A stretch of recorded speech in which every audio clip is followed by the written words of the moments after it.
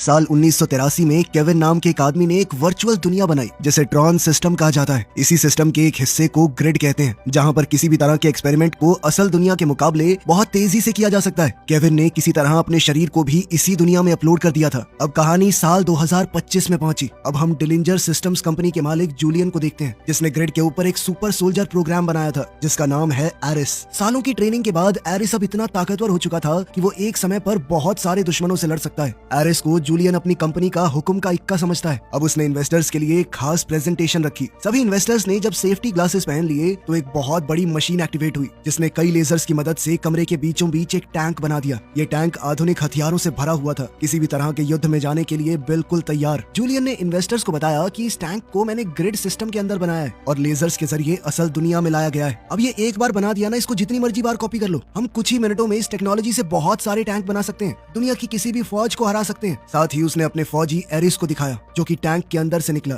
उसने बताया कि एरिस बहुत ज्यादा ताकतवर है, उसका पूरा कंट्रोल उनके पास है तो वो गद्दारी नहीं कर सकता। अगर लड़ाई में एरिस मर भी गया तो फर्क नहीं पड़ता, हम 2 मिनट में दूसरा प्रिंट कर देंगे। तभी बाहर से बिजली कड़कने की आवाज आई तो एरिस ने सबसे कहा कि जल्द ही बारिश होने वाली है। ये सुनकर सब लोग हंस पड़े। इन्वेस्टर्स जूलियन की प्रेजेंटेशन से बहुत खुश हुए और उसके साथ काम करने को सारे तैयार हो गए। इन्वेस्टर्स के जाने के बाद एरिस बाहर गया और बारिश में एक जुगनू को देखकर हैरान हो गया, क्योंकि उसने पहले कभी असल दुनिया में ये सब कुछ महसूस नहीं किया था। तभी अचानक एरिस और टैंक दोनों टुकड़ों में टूटकर गायब हो गए और ये पता चला कि असल दुनिया में ये प्रोग्राम सिर्फ 29 मिनट तक ही टिक पाएंगे। जूलियन की माँ एलिजाबेथ ने उसे चेतावनी दी कि इन्वेस्टर्स को ऐसे धोखा देना ठीक नहीं होगा, उन्हें बता दो कि 29 मिनट बाद सब गायब हो जाएगा। लेकिन जूलियन ने अपनी माँ को बताया कि मैं परमानेंस कोड को ढूंढ लूंगा, परमानेंस कोड मिलते ही उसके प्रोग्राम हमेशा के लिए असल दुनिया में रह सकेंगे। मगर एलिजाबेथ ने उसे याद दिलाया कि 6 महीने के अंदर अंदर कुछ तो करना होगा तुम्हें, वरना ये इन्वेस्टर तुम्हें कच्चा चबा जाएंगे। ट्रॉन सिस्टम के इन्वेंटर केविन ने परमानेंस कोड को कहीं छुपा रखा था ताकि कोई भी इंसान ग्रिड में खतरनाक चीजें बनाकर उन्हें असल दुनिया में हमेशा के लिए ना ले आए। और ये कोड कहाँ है कोई नहीं जानता। इसके बाद हम अलास्का में ईव नाम की लड़की को देखते हैं जो कि केविन की ही बेटी है। वो एक प्राइवेट स्टेशन में पहुंची जो कि केविन ने ही बनाई थी। फिर बाद में उसकी बहन टेस ने इस जगह का इस्तेमाल किया, लेकिन फिर बाद में उसकी मौत कैंसर से हो गई। ईव ने जैसे ही कंप्यूटर चलाया उसे टेस का एक मैसेज मिला जिसे देखकर वो बहुत भावुक हो गई। कुछ देर बाद उसका दोस्त सेथ भी वहाँ पर आ गया। टेस ने अपनी पूरी जिंदगी परमानेंस कोड ढूंढने में लगा दी थी और अब ईव और सेथ मिलकर उसके इस मिशन को आगे बढ़ाने वाले थे। 4 दिनों तक जमा देने वाली सर्दी में रहते हुए उन्होंने ढेर सारे पुराने डेटा को छान मारा। आखिर में उन्हें डीएनए की शेप का एक अजीब सा कोड मिला। उस कोड को टेस्ट करने के लिए उन्होंने ग्रिड के अंदर एक संतरे का पेड़ डिजाइन किया और फिर लेजर्स की मदद से उसे असल जिंदगी में ले आए। उन्होंने बड़े ध्यान से स्टॉप वॉच चलाई, ये देखने के लिए कि 29 मिनट बाद भी पेड़ रहेगा या नहीं, लेकिन उस पेड़ का कुछ नहीं बिगड़ा। उधर एरीज फिर से ग्रिड में जागा, लेकिन इस बार वो बहुत डरा हुआ था। उसके दिमाग से जूलियन की बातें जा नहीं रही थी। जब वो एरीज के लिए बोल रहा था कि अगर ये तबाह भी हो गया तो दूसरा बना लेंगे। उसकी दूसरी कमांडर एथीना ने पूछा कैसी रही दूसरी दुनिया की सैर। एरीज ने उसे बताया कि बारिश तो कुछ अलग ही महसूस हो रही थी। एथीना को उसकी बातें समझ नहीं आई क्योंकि वो कुछ महसूस थोड़ी कर सकते हैं, वो लोग इंसान थोड़ी हैं। अगली रात एनकॉम कंपनी ने अपनी लेटेस्ट गेम के लॉन्च के लिए एक बड़ा इवेंट रखा। उनका चीफ टेक्नोलॉजी ऑफिसर अजय बहुत परेशान है और ऊपर से मीडिया भी इवेंट से उसके गायब होने की खबर पूरे शहर में फैला रहा था। इसी बीच एलिजाबेथ को पता चला कि जूलियन एनकॉम को हैक करने वाला है, क्योंकि वो जानता है कि ईव भी परमानेंस कोड के पीछे लगी हुई है। एलिजाबेथ ने कहा कि ये बहुत रिस्की है, रहने दो, लेकिन जूलियन ने अपनी माँ की बात को नजरअंदाज कर दिया और अपनी फौज को भेज दिया ईव की यूजर फाइल्स चुराने के लिए। जल्दी ही एरिस, एथीना और दूसरे कुछ फौजी ग्रिड के अंदर एनकॉम के सर्वर में घुस गए। उन्होंने एक खास हथियार की मदद से बिल्डिंग की दीवार में एक सुराख खोल दिया जिससे वो अंदर घुस सके। तभी असली दुनिया में एक गार्ड को अलर्ट का मैसेज मिला। जूलियन की टीम ने बड़ी आसानी से डिजिटल गार्ड्स को मार दिया और एरिस इंफॉर्मेशन ब्लॉक तक पहुंच गया, जहां से जूलियन को एनकॉम के पूरे सिस्टम की जानकारी मिल गई। मगर तब तक सिक्योरिटी प्रोग्राम्स एक्टिवेट हो गए थे। एरिस का ध्यान एक वीडियो में चल रहे इंटरव्यू पर पड़ा जिसमें ईव ग्रिड के अंदर डिजाइन किए गए प्रोग्राम्स और इंसानियत के बीच के रिश्ते पर बहुत अच्छी सोच रखती है। उसकी बातें जूलियन जैसी नहीं थी कि मर गए दोबारा बना देंगे। लेकिन तभी एरिस को दोबारा अपना मिशन याद आया और वो जल्दी से फाइल्स बटोरने लगा। लेकिन जैसे ही टीम बाहर निकलने की कोशिश करने लगी, एनकॉम की सिक्योरिटी उन्हें रोकने पहुंच गई और फिर एक जबरदस्त लड़ाई शुरू हो गई। एनकॉम के पास बहुत सारे फौजी थे, लेकिन एरिस और उसकी टीम किसी भी फौज को मिटाने के लिए तैयार थे। उन्होंने बड़ी आसानी से गार्ड्स को हरा दिया और वहां से निकलने लगे। लेकिन एरिस पीछे रह गया जब उसे पता चला कि उसका एक साथी अभी भी लड़ रहा है। दरअसल उसे चोट लग गई थी। तभी एथीना ने कहा कि ये दोबारा जिंदा हो जाएगा, कोई फर्क नहीं पड़ता। लेकिन एरिस उसे बचाने चला गया। उसने जबरदस्त तरीके से गार्ड्स के वार से बचते हुए उन्हें मार दिया और अपने साथी को बचा लाया। जूलियन इस बात से बहुत परेशान होने लगा कि उसके सोल्जर्स को इतना टाइम लग रहा है और साथ ही उसके सर्वर पर काफी लोड आ चुका था। तभी उसने जानबूझकर अपने प्रोग्राम में धमाका कर दिया, जिस वजह से उसके सोल्जर्स के साथ साथ एनकॉम का पूरा सर्वर भी उड़ गया और यहाँ अजय की प्रेजेंटेशन भी खराब हो गई और गेम का लॉन्च रद्द करना पड़ा।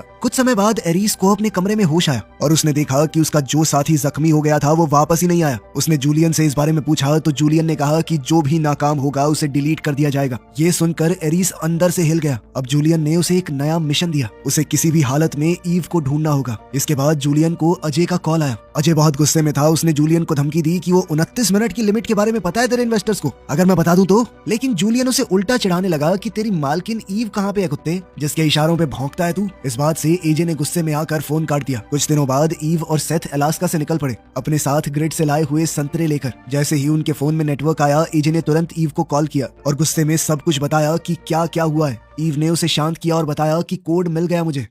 उधर एरिस ईव की सभी फाइल्स को देखने लगा और उन्हें देखकर उसे इंसानों और जिंदगी के बारे में और पता चला। उसे अब खुशी और दुख जैसी फीलिंग्स समझ में आने लगी थी। उधर जूलियन को असल दुनिया में ईव की लोकेशन का पता चल गया तो वो तुरंत एरिस और एथीना को कुछ बाइक्स के साथ ग्रिड से असल दुनिया में ले आया और उन्हें मिशन दिया कि 29 मिनट के अंदर अंदर ईव को ढूंढना है। दूसरी तरफ ईव एक प्राइवेट एयरपोर्ट से बाइक पर निकली। सड़क पर लगे कैमराज से जूलियन को उसकी लोकेशन मिली थी और तभी एरिस और एथीना उसके पीछे लग गए। ईव को जैसे ही पता चला कि कोई उसका पीछा कर रहा है तो उसने अपनी स्पीड बढ़ा ली, जिससे पुलिस का ध्यान भी उसके ऊपर गया। जब पुलिस ईव का पीछा करने लगी तो एरिस ने अपनी बाइक से लेजर बीम चलाकर पुलिस की गाड़ी को 2 टुकड़ों में काट दिया। ईव ने अपनी स्पीड और तेज कर ली लेकिन एथीना उसके बहुत करीब आ गई, मगर ईव ने अचानक से अपनी बाइक घुमाई और दूसरे हाईवे पर चढ़ गई। तभी एक बस अचानक से रुकी और पूरा रोड ब्लॉक हो गया और वहीं एरिस पीछे ही रह गया। लेकिन एथीना ने पीछा करना जारी रखा और ईव का पीछा करते हुए वो एक पार्किंग गैराज में पहुंच गई। ईव कुछ गाड़ियों के पीछे छुप गई और जैसे ही एथीना रैंप पर आई, ईव ने अपनी बाइक उस पर फेंक कर उसे गिरा दिया। तभी एरिस को अलर्ट मिला कि एथीना के ऊपर हमला हुआ है। वो जल्दी से बाइक भगाकर उस लोकेशन की तरफ पहुंचा। वहीं एथीना जल्द ही संभल कर रैंप पर चढ़ने लगी, लेकिन वहीं ईव उसकी बाइक चुराकर तुरंत वहां से निकल पड़ी। जैसे ही वो सड़क पर निकली, एरिस भी वहां पहुंच चुका था और वो दोबारा से उसके पीछे लग गया। उसने ईव को रोकने के लिए लेजर बीम का इस्तेमाल किया, पर ईव जैसे तैसे बच गई। हालांकि इस पकड़ा पकड़ी में कई गाड़ियों के एक्सीडेंट हो गए। एरिस पूरी रफ्तार से ईव का पीछा कर रहा था, लेकिन अचानक से उसके सामने एक गाड़ी आ गई। गाड़ी के अंदर एक बच्चा था और एरिस उसे देखकर रुक गया। इसी बहाने ईव को आगे बढ़ने का मौका मिल गया। इस सारी घटना को जूलियन अपनी स्क्रीन पर देख रहा था और अपने इन फौजियों की नाकामी से नाराज होकर अपने कुछ लोगों को भी उसने ईव के पीछे भेज दिया। बहुत सारे बटन ट्राई करने के बाद ईव ने अपनी बाइक पर लेजर बीम एक्टिवेट कर दी, लेकिन एरिस बड़ी आसानी से उस लेजर बीम से बच गया। वो बाइक को और तेजी से चलाकर ईव के बिल्कुल पास ले गया। ईव अब पूरी कोशिश कर रही थी वहां से बचकर भागने की, लेकिन उन दोनों की लेजर बीम्स की वजह से बहुत सारे एक्सीडेंट्स होते रहे।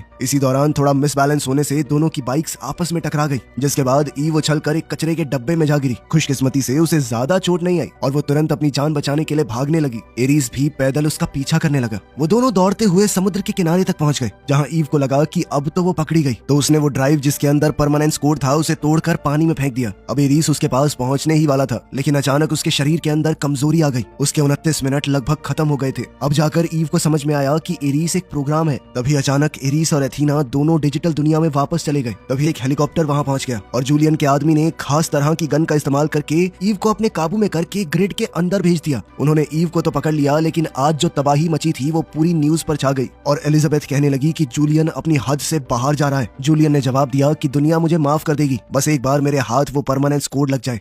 उधर ग्रिड के अंदर एरिस और एथीना ईव का डिजिटलाइजेशन प्रोसेस पूरा करते हैं और आखिर में उन्होंने एक आइडेंटिटी डिस्क देकर उसे एक्टिवेट कर दिया। वो जानते थे कि परमानेंस कोड अब ईव के अंदर छुपा हुआ है, क्योंकि ईव ने एक बार उसे देखा ही हुआ है। लेकिन थोड़ी जांच करने पर पता चला कि कोड को जबरदस्ती निकालने से ईव की जान चली जाएगी। एथीना को तो इस बात से कोई फर्क नहीं पड़ा, लेकिन एरिस ने फौजियों को रोक दिया और जूलियन को अपनी चिंता के बारे में बताया। इस पर जूलियन कहने लगा कि तुम्हारा काम है जो मैंने कहा है वो बिना किसी शिकायत के करना, ठीक है? मुझे वो कोड किसी भी हालत में चाहिए, फिर चाहे ईव के साथ कुछ भी हो। ये सब सुनने के बाद भी एरिस ने कमरे में जाकर झूठ कह दिया एथीना से कि जूलियन अभी किसी काम में बिजी है, इसीलिए हमें नए ऑर्डर्स आने तक रुकना होगा। इतना कहकर एरिस ने सबको वहां से भेज दिया, लेकिन एथीना ने तुरंत जूलियन को कांटेक्ट करके बताया कि एरिस में कुछ खराबी आ गई है, वो अजीबोगरीब बातें कर रहा है। इस पर जूलियन ने उसे ऑर्डर दिया कि कोड ले आओ और एरिस और ईव दोनों को मार दो। इस दौरान एरिस ईव से पूछता है कि उसे किस पर भरोसा करना चाहिए। इस पर ईव ने कहा कि जूलियन के ऊपर कभी भरोसा मत करना, क्योंकि वो निहायत ही खुदगर्ज आदमी है, सिर्फ अपने बारे में सोचता है, बाकी कोई मरे कोई जिए, कोई फर्क नहीं पड़ता उसे। तभी एथीना अपने 2 फौजियों के साथ वापस आई और हमला करने की तैयारी करने लगी, लेकिन तभी एरीस ने अपनी डिस्क से जमीन पर हमला करके एक छेद कर दिया, जिस वजह से वो और ईव दोनों ग्रिड से बाहर नीचे की तरफ गिरने लगे। गिरते हुए वो कई लाइट से टकराए और आखिर में पानी के अंदर जा गिरे। एरीस ईव को पकड़ने के लिए उसकी तरफ तैरने लगा और फिर एक डिवाइस को ऑन करके वो बाइक पर वहां से भागने लगे। एथीना समझ गई कि ये दोनों किस तरफ गए होंगे और तुरंत अपने ड्रोन्स को उनकी तरफ भेजा। ग्रिड से गुजरते हुए ईव तरह तरह की लाइट्स और कोडिंग को देखकर हैरान रह गई। एरीस ने समझाया कि थोड़ी आगे जाकर एक ट्रांसफर पोर्टल है, वहां से तुम असली दुनिया में वापस जा सकती हो, लेकिन वो मदद तभी करेगा अगर ईव उसे भी वो परमानेंस कोड देगी। उसने वादा किया कि मैं जूलियन की मदद नहीं करूंगा, मुझे वो कोड अपने लिए चाहिए। जल्द ही ड्रोन उन तक पहुंच गए और लेजर बीम्स को एक्टिवेट कर दिया गया। तभी एरीस ने बाइक के आसपास एक सुरक्षा कवच बना दिया और एक बड़ी छलांग मारकर एरीस ने ड्रोन्स को पीछे छोड़ दिया। ईव ने भी आखिरकार उसकी शर्त मान ली कि मैं तुम्हें कोड दे दूंगी। जब ड्रोन्स फिर से करीब आए तो एरीस ने अपनी डिस्क की मदद से एक गुफा को तबाह कर दिया और एक बड़ा सा धमाका हुआ, लेकिन एरीस तेजी से ड्राइव करते हुए गिरते हुए मलबे से बच निकला और दोनों समय रहते पोर्टल में कूद गए। अब डिलिंजर ऑफिस में लेजर डिवाइस ने एरीस और ईव को रियल वर्ल्ड में बना दिया। जूलियन ने अपने आदमियों को भेजा कि जल्दी से इन दोनों को पकड़ो, लेकिन एरीस ने कुछ ही सेकंडों में सबको मार दिया। जूलियन की चीख चिल्लाहट को इग्नोर करते हुए वो दोनों एक वैन चुराकर गेट्स तोड़ते हुए वहां से भागे। गुस्से में जलता हुआ जूलियन एथीना को भी असल दुनिया में ले आया और उसे कहा कि अब एरीस की जगह तुम कमांडर हो। उसने एथीना को मिशन सौंपा कि किसी भी हाल में मुझे वो कोड चाहिए, फिर चाहे उसके लिए कुछ भी करना पड़े। साथ ही उसे एक ग्लाइडर और डिजिटल गन भी दी गई ताकि वो एरीस और ईव को पकड़ सके। एथीना के जाते ही एलिजाबेथ ने जूलियन को जोर से थप्पड़ मारा कि क्या कर रहे हो तुम। रोड पर ईव ने एरीस को बताया कि उसने वो कोड केविन की पुरानी फाइल्स में ढूंढा था, मतलब कि कोड की एक कॉपी केविन के पुराने सिस्टम में भी होगी। लेकिन एरीस ने हिसाब लगाया कि इस पुरानी सी वैन में हम एनकॉम ऑफिस 29 मिनट में तो नहीं पहुंच पाएंगे। तभी वो लोग एक पेट्रोल पंप पर रुके और ईव ने क्लर्क को फोटो मैगजीन में अपना चेहरा दिखाते हुए कहा कि देख मैं फेमस हूँ, मुझे एक बार अपना फोन दे दे, बाद में बहुत पैसे दूंगी। उसने सेथ को कॉल करके कहा कि ऑफिस के अंदर एक डिजिटलाइजिंग गन लेकर उसका इंतजार करे। साथ ही उन्होंने क्लर्क की तेज भागने वाली गाड़ी भी ले ली। ईव ने उस आदमी से वादा किया कि मैं तुम्हें बहुत सारे पैसे दूंगी, चिंता मत करो। गैस स्टेशन के सिक्योरिटी कैमरास पर उनकी गाड़ी दिख गई, जिससे एथीना ने उनकी लोकेशन का पता लगा लिया। एरीस गाड़ी को बहुत तेज चलाने लगा, लेकिन उसके जबरदस्त रिफ्लेक्सेस की वजह से वो आसानी से सारी गाड़ियों से बचकर निकलता रहा। सफर के दौरान उसने ईव को बताया कि मैं तुम्हारे बारे में लगभग सब कुछ जानता हूँ, क्योंकि मैंने तुम्हारी सारी फाइल्स पढ़ी हैं, तुम्हारे परिवार के साथ तुम्हारे भेजे हुए मैसेज तक पढ़े हैं। ईव ने उसे बताया कि प्यार और दुख इंसानी जिंदगी का हिस्सा है। एरीस भी समझ गया कि ईव अपनी बहन के काम को इसलिए जारी रखना चाहती है ताकि वो उससे जुड़ी रह सके। एनकॉम ऑफिस के बाहर पहुंचकर एरीस ने जल्दी से गाड़ी पार्क करने के चक्कर में ठोक दी। वो दोनों सेथ से मिले और तेजी से म्यूजियम फ्लोर की तरफ भागते हुए गए, जहां पर केविन का पुराना सिस्टम एग्जीबिशन में लगा हुआ था। जैसे ही ईव को कोड मिला, सेथ ने डिजिटलाइजिंग गन को जोड़ना शुरू कर दिया, लेकिन इससे पहले वो एरीस को कोड दे पाते एथीना वहां पहुंच गई। उसने तुरंत हमला नहीं किया और एरीस समझ गया कि ये बस इस बात का इंतजार कर रही है कि मेरे 29 मिनट खत्म हो जाएं। एरीस ने कहा कि प्लान को थोड़ा बदलना पड़ेगा, मेरे बिना तुम दोनों इससे लड़ नहीं पाओगे। वो खिड़की से कूद गया ताकि एथीना से लड़ सके, लेकिन ईव एरीस को मरने नहीं देना चाहती थी। उसने गन को एक्टिवेट कर दिया और एरीस को केविन की ग्रिड में भेज दिया। अब एथीना खिड़की तोड़कर अंदर घुस गई। उसने देख लिया कि एरीस को ग्रिड में भेज दिया गया है, इसीलिए उसने बंदूक को भी बीच से काट दिया ताकि वो वापस ना आ सके। सेथ ने उस पर हमला करने की कोशिश की, लेकिन एथीना ने एक मुक्का मारकर उसे दूर फेंक दिया। सेथ अब आर्केड मशीन से टकराकर बेहोश हो गया। ईव भागने की कोशिश करने लगी और उधर एथीना हर एक मशीन को तबाह करते हुए उसका पीछा कर रही थी। आखिरकार एथीना ने ईव को घेर लिया, लेकिन तभी छत से पानी गिरने लगा। अपने शरीर पर पानी के एहसास ने उसे बिल्कुल उलझा दिया। इसी उलझन की वजह से उसका टाइम खत्म हो गया और वो ग्रिड में वापस चली गई। लेकिन जूलियन के होश उड़ गए ये जानकर कि एथीना ने खुद ब खुद लेजर्स की मदद से अपने आप को असल दुनिया में वापस भेज दिया था। वो उस पर चिल्लाने लगा कि रुक जाओ, मैंने तुम्हें बुलाया। तभी एलिजाबेथ उसके पास आई ये बताते हुए कि बोर्ड ने तुम्हें हटा दिया है, तुम्हें कंपनी से निकाल दिया गया है, पूरी कंपनी का कंट्रोल अब मेरे पास है। उसका पहला फैसला था कि इस प्रोजेक्ट को बंद कर दिया जाए, लेकिन एथीना ने बिना वक्त गवाए अपनी डिस्क से एलिजाबेथ को मार दिया। ये देखकर जूलियन बिखर गया, लेकिन एथीना ने उसे याद दिलाया कि तुमने ही तो कहा था कि किसी भी हाल में तुम्हें वो कोड चाहिए, तो मैं तो बस अपना मिशन पूरा कर रही हूँ। अब एथीना ने अपने 2 फौजियों और एक बहुत ही ताकतवर व्हीकल को असल दुनिया में बुला लिया था। उन्हें लेकर वो अपना मिशन जारी रखती है। उसके जाने पर जूलियन कंप्यूटर की तरफ भागा और सिस्टम को ओवरराइड करने की कोशिश की, लेकिन एथीना ने पूरे सिस्टम पर कब्जा कर लिया था।